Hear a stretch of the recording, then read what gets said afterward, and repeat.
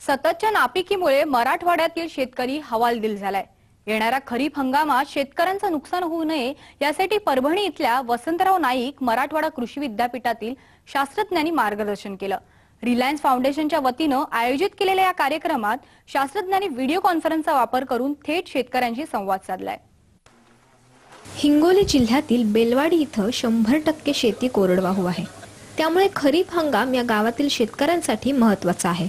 खरीप हंगामात पिकांचं नियोजन कसं करावं, कोणतं पीक घ्यावं याची माहिती विद्यापीठातील शास्त्रज्ञांनी थेट शेतकऱ्यांना दिली। तसंच यावेळी शेतकऱ्यांनीही अनेक प्रश्न शास्त्रज्ञांना विचारलेत।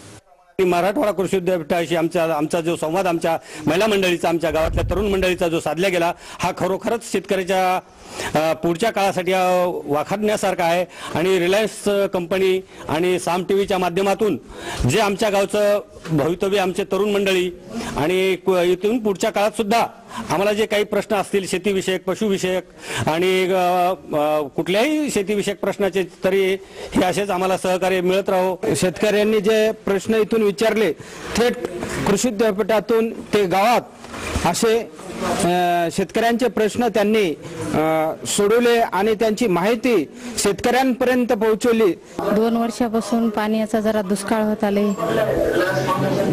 त्यामुळे काही वावरात माल पेरलेले होईन तर काही नाही। तर या इथं माणसं येऊन याने माहिती सांगल्यामुळे त्याचा आम्हाला चांगलाच लाभ होईल। इथून पुढे आम्ही याचा फायदा घेऊ। रिलायन्स फाउंडेशन आरोग्य, शिक्षण, शेती या विषयात काम करते।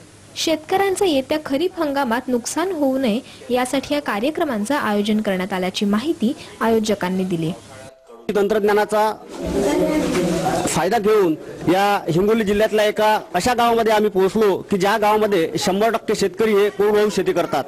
आणि या कोरडवाहू शेती करणाऱ्या शेतकऱ्यांना या खरीप हंगामाकरिता या व्हिडिओ कॉन्फरन्सिंगच्या माध्यमातून विद्यापीठाच्या तज्ज्ञांशी डायरेक्ट सुसंवाद साधता यावा, याच अनुषंगाने आम्ही या गावामध्ये ही व्हिडिओ कॉन्फरन्स आयोजित केली होती। आणि या व्हिडिओ कॉन्फरन्सिंगच्या माध्यमातून शेतकऱ्यांनी त्यांचे अतिशय चांगले प्रश्न तज्ज्ञांना विचारले आणि तज्ज्ञांनी सुद्धा तेवढ्यात उत्स्फूर्तपणे त्या प्रश्नांची सोडवणूक केली आणि त्याचा निश्चितच फायदा येथील या कोरडवाहू शेती करणाऱ्या शेतकऱ्यांना होईल।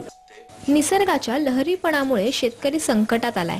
शेतकऱ्यांना हवामान बदलाच्या काळात शेती कशी करावी याचं मार्गदर्शन केल्यास शेतकऱ्यांना मोठा फायदा होईल। गजानन भोयर, ब्युरो रिपोर्ट, साम टीव्ही, हिंगोली। ॲग्रोवन मध्ये वेळ झाली इथंच थांबण्याची, पण पुणे शहरातील अभिजित टेंभेकर यांच्या भाजीपाला शेतीच्या यशोगाथेसह उद्या पुन्हा भेटणार आहोत। तोपर्यंत नमस्कार।